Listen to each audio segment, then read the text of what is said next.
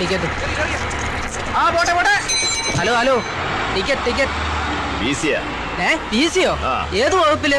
ഓഹോ, ഡ്യൂട്ടിയിലിരിക്കുന്ന അനന്തം പോലീസിനോട് വകുപ്പ് ചോദിക്കാൻ മാത്രം ആളായോ താൻ? നാട്ടിൽ നിയമം നടപ്പാക്കാൻ 24 മണിക്കൂറും ഈ ഉടുപ്പുമിട്ട് ഡ്യൂട്ടി നോക്കുന്ന ഉദ്യോഗസ്ഥനാ. വകുപ്പ് ഞാൻ പറയണോ? ഏത് വകുപ്പായാലും ശരി, യാത്ര ചെയ്യാൻ ടിക്കറ്റ് എടുക്കണം. ചേട്ടാ, തർക്കം വേണ്ട.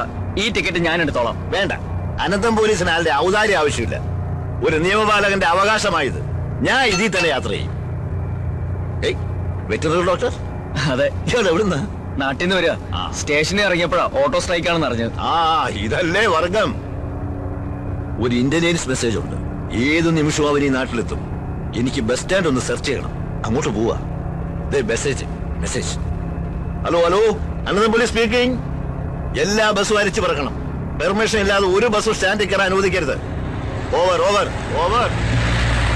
അതെ, വട്ട് കേസാ. അയാൾ തെരഞ്ഞെടുക്കുന്നത് സ്വന്തം മോനെ തന്നെയാ. അവൻ ജയിലിൽ നീ നാട്ടിലെത്തി കഴിഞ്ഞു. ആരാ? ഹരീന്ദ്രൻ. ഞാൻ എത്തിക്കൊണ്ടിരിക്കുകയാണ്. സുഹൃത്തുക്കളെ, വിദേശ ബീജത്തെ ഒറ്റപ്പെടുത്താൻ ഒരു കൈ സഹായിക്കുക, നാടിൽ കൊണ്ട് നാട് നന്നാക്കാൻ ഒരു കൈ സഹായിക്കുക എന്നീ മുദ്രാവാക്യങ്ങളുമായിട്ട് ഒച്ചിറ വേലി കഴിക്കുന്ന മൊബൈൽ നിരാഹാര സമരം പുതിയ വഴിത്തിരിവിലേക്ക്.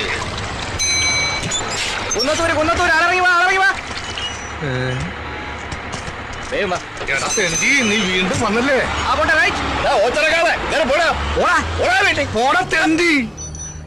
മൃഗവൈദ്യ, ഇപ്പൊ ഞാൻ പിടിച്ചിരിക്കുന്നത് അങ്ങ് കേന്ദ്രത്തില. ഒന്നുകിൽ നിനക്കൊരു ട്രാൻസ്ഫർ, അല്ലെങ്കിൽ നിന്റെ വീട്ടുകാർക്കൊരു ബോംബ് പൊട്ടിയ ഡെഡ് ബോഡി. ഏത് വേണമെന്ന് നിനക്ക് ഇപ്പൊ തീരുമാനിക്കാം.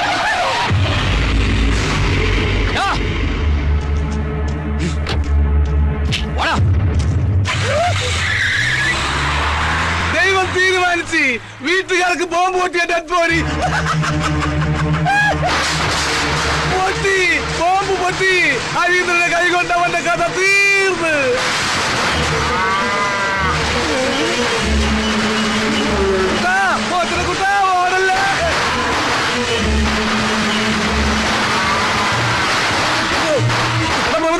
ആരിക്കാല ഒന്ന് നിന്നേ. നിന്റെ വിത്തുകളെ കൊണ്ട് തന്നെ കുത്തി കൊല്ലിക്കാനല്ലേ? അല്ല, ഈ നാട് ഞെട്ടിക്കുന്ന സത്യം പറയാനാ. നിന്റെ അമ്മളിക്കുട്ടിക്ക് ഏത് ടൈപ്പ് കുഞ്ഞു വേണമെന്നാ പറഞ്ഞത്? അമേരിക്ക, ചൈന, ജപ്പാൻ, പത്തനംതിട്ട, ഏതാ?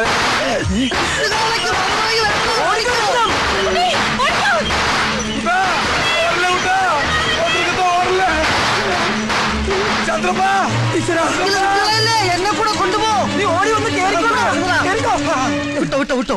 വിത്തുകളെ ഉന്നം വെച്ചിരിക്കുന്നത് എത്തമ്മയാടാ. പണ്ടേ അവനൊരു കണ്ണുള്ളതാ. പീഡന ഉറപ്പാ. നീ എന്തിനാണ് എത്ര സ്പീഡാ പോകുന്നത്? കാല രത്നമ്മയുടെ പുറകെ പോയി. ബ്രേക്ക് ഞാൻ എപ്പോഴേ പിടിച്ചേനെ. അപ്പം ബ്രേക്ക് ഇല്ലേ? നിർത്ത്. ഇത്ര സ്പീഡിൽ എങ്ങോട്ടേക്കാ? ആ കരിങ്കണ്ണ വേലുവിന്റെ കാള ഇട്ട് ഓടിക്കുവാ. ആണോ? മാറി ബ്രേക്ക് ഇല്ല. വണ്ടി സ്റ്റാൻഡിൽ വെച്ച് സൈക്കിളോട്ട് പഠിക്കാനാ.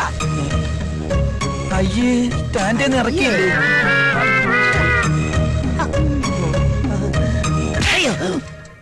ഇത് നിന്റെ ഡോക്ടർക്ക് കരുതി വെച്ചിരുന്നതാ. അവനത് വാങ്ങാനുള്ള യോഗം ഉണ്ടായിരുന്നില്ല. ആ ഹരീന്ദ്രന്റെ കൈ കൊണ്ടവൻ ചത്ത്. ഇതെന്തിനാ? ഇത് നിനക്കുള്ളതാ.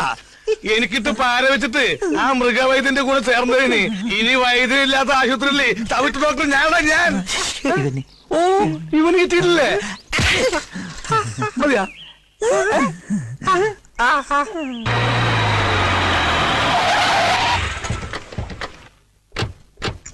ഇത് ഗൗതം. ഇവനാണ് എന്നെ രക്ഷിച്ചത്. ഇവിടുത്തെ വെറ്റിനറി ഡോക്ടറാ. അറിയാം. ആള് നമ്മുടെ അനുഭാവിയാ. ഇടം മിടുക്ക.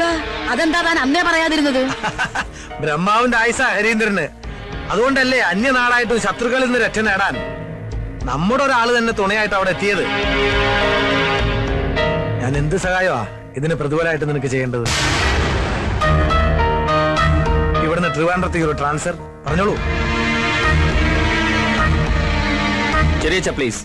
പകരം ചെയ്യേണ്ടവൻ ഞാനല്ലേ. തൽക്കാലം കുറച്ചുനാൾ ഇവൻ ഇവിടെ നിൽക്കട്ടെ, എന്റെ ഫ്രണ്ടായിട്ട്. എപ്പോ ട്രാൻസ്ഫർ ആണോന്ന് ഹരീന്ദ്രൻ തീരുമാനിക്കും. വാടാ.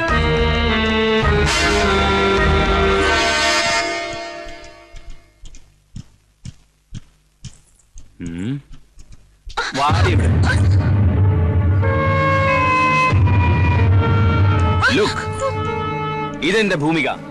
ആരോമലാൾ, പ്രേയസി, കാമുകി എന്നൊക്കെ പറയും. പക്ഷേ ഹരീന്ദ്രൻ പറയും എന്റെ മണവാട്ടിയെന്ന്.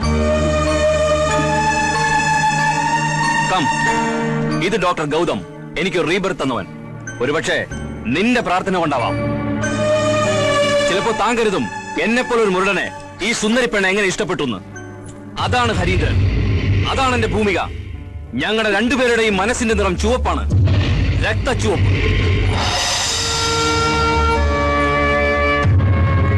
നമ്മുടെ പ്രസ്ഥാനത്തിന് വേണ്ടി, വ്യക്തിപരമായി പറഞ്ഞാൽ ഈ തറവാടിന് വേണ്ടി, എനിക്ക് വേണ്ടി എല്ലാം ഉപേക്ഷിച്ച് സജീവമായി എന്തിനും ഏതിനും മുന്നേറി നിൽക്കുന്ന നമ്മുടെ ഈ ഹരീന്ദ്രന് ഈ കുടുംബത്തിന്റെ എല്ലാമായി എന്റെ ജ്യേഷ്ഠന്റെ മകൾ ഭൂമിയെ വിവാഹം ചെയ്തു കൊടുക്കാൻ നിശ്ചയിച്ചിരിക്കുന്ന വിവരം നിങ്ങൾക്ക് അറിയാവുന്നതാണല്ലോ. ചേട്ടന്റെ രക്തസാക്ഷി ദിനത്തിന്റെ അന്ന് നമ്മുടെ മുതിർന്ന നേതാവ് നമ്പ്യാർ സാറിന്റെ സാന്നിധ്യത്തിൽ രണ്ടുപേരുടെയും വിവാഹം നടക്കുന്നതാണ്.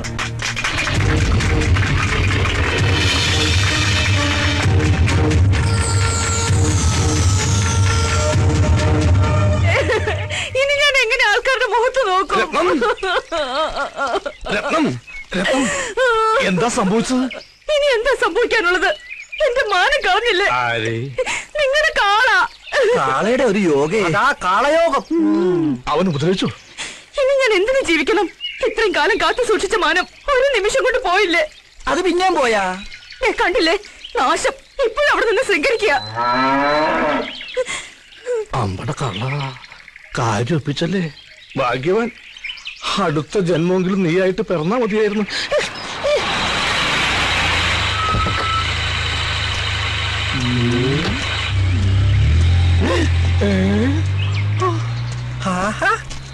നീ ചത്തില്ല അല്ലേ? സാറ് ചാവാത്ത സ്ഥിതിക്ക് നമ്മൾ അതും കൊണ്ട് നടക്കണോ? കൊടുത്തേക്ക്. എന്താ നേരത്തെ നീ എനിക്ക് തന്നില്ലേ? അതാ എന്താ ഇവന് കൊടുത്തതാ. പണ്ടേ ഇങ്ങനെ വാങ്ങിച്ചാ തിരിച്ചു കൊടുക്കത്തില്ല. വൃത്തികെട്ടവൻ. എന്താ ഇത്? ഞാനിപ്പൊ തിരിച്ചു കൊടുത്തു തുടങ്ങി. അവൻ ഇത്ര പെട്ടതും നന്നായ. രക്തസാക്ഷി ദിനത്തിന് 2 ആഴ്ച പോലും ബാക്കിയില്ല. കലാകായിക മത്സരങ്ങളിൽ നമ്മുടെ എല്ലാ ക്ലബ്ബുകാരെയും സജീവമായി പങ്കെടുപ്പിച്ചിരിക്കണം. അതിനുള്ള പ്രവർത്തനങ്ങൾ ഞങ്ങൾ ഇപ്പോഴേ തുടങ്ങി കഴിഞ്ഞു. എല്ലാ വർഷത്തെയും പോലെ അല്ല, അറിയാലോ. ഇത്തവണ മോളുടെ കല്യാണം അന്ന് തന്നെ. ശരി, അപ്പൊ അങ്ങനെ കാലത്തെ മുതൽ ചൊറണാൻ തുടങ്ങിയതാണല്ലോ എന്ന് പറഞ്ഞ ഇതിപ്പോ ചില്ലറപ്പെട്ട പണിയാണ്. ഹരീന്ദ്രൻ അകത്തുണ്ട്. അല്ല ജോസേട്ടാ, ഇങ്ങനെ അതെ, എന്തു തന്നെയായാലും കല്യാണത്തിന്റെ അന്ന് കേരളത്തിലെ എല്ലാ ജയിലുകളിലും നമ്മുടെ പാർട്ടിക്കാർക്ക് ഗംഭീരമായിട്ടൊരു സദ്യ കൊടുക്കണം. അല്ല, കല്യാണം കഴിഞ്ഞാലും നമ്മുടെ മണവാളം പൊറുക്കേണ്ടത് അവിടെയാണല്ലോ.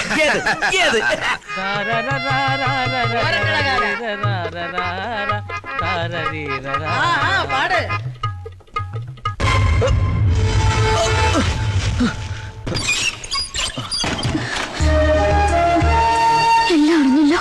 അറിഞ്ഞു. നിന്നെ കാണാൻ തന്നെയാണ് ഞാൻ വന്നത്. എനിക്ക് വേണ്ടി മരിക്കാനല്ലാതെ ഈ നാട്ടിൽ നിങ്ങൾക്ക് ജീവിക്കാൻ പറ്റില്ല. എന്നിൽ നിനക്ക് വിശ്വാസമുണ്ടോ? എന്നേക്കാൾ. എങ്കിൽ ഞാൻ പറയുന്നത് നീ കേൾക്കണം. എടുത്തുചാട്ടമല്ല, ആത്മനിയന്ത്രണമാണ് ഇപ്പൊ നമുക്ക് ആവശ്യം. വിവാഹത്തിന് ഇനിയും ദിവസമുണ്ടല്ലോ. എന്തെങ്കിലും ഒരു മാർഗം ദൈവം നമുക്ക് തുറന്നു തരും.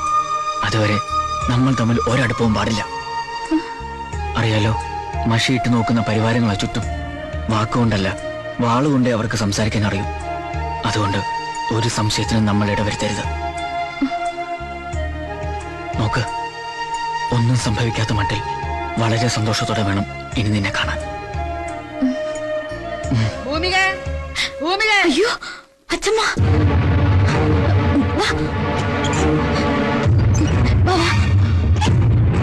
ഇതോടെ പിടിക്കോ.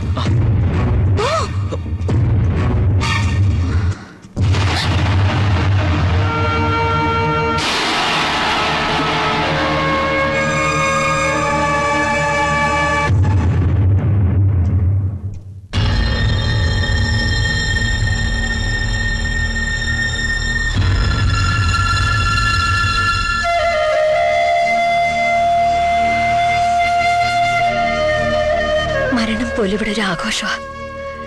ഒരിക്കലും എന്റെ മോൾക്ക് ഈ അമ്മയുടെ ഗതി ഉണ്ടാവരുത്. നീ എടുത്ത തീരുമാനം ശരിയാ. ജീവിതകാലം മുഴുവൻ നെഞ്ചിൽ തേയും പേര് ജീവിക്കുന്നതിലും ഭേദം മനസ്സാൽ ഇഷ്ടപ്പെട്ടവന്റെ കൂടെ പൊറുക്കുന്നതാ.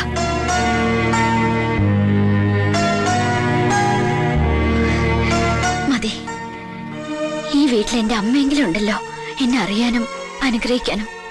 എനിക്കത് മാത്രം മതി. വിപ്ലവത്തിൽ തന്റെ അത്രയും അറിവും അനുഭവമില്ലെങ്കിലും താൻ വിശ്വസിക്കുന്ന അതേ പ്രസ്ഥാനത്തെ നെഞ്ചിൽ കൊണ്ടു നടക്കുന്നവൻ തന്നെയാ ഈ ഞാനും. സ്വന്തം കുടുംബ ബന്ധങ്ങൾ കണ്ടറിയുന്നവന് മാത്രമേ ഒരു നല്ല ജനനേതാവാകാൻ കഴിയൂ. ഏയ് വേണ്ട. ഇല്ല, കേൾക്കണം. അറിയോ, നാട്ടുകാരുടെ മുന്നിലിപ്പോ അനന്തൻ പോലീസ് ഒരു കോമാളിയാ. ആ വേഷം എന്റെ അച്ഛൻ സ്വയം കെട്ടിയതാ.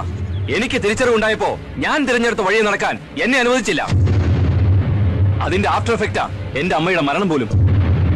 Never look back. ഒരിക്കലും തിരിഞ്ഞു നോക്കരുത്. തിരനോട്ടമാണ് സഖാക്കളുടേത്. ഇപ്പോഴെന്നല്ല, എല്ലായ്പ്പോഴും.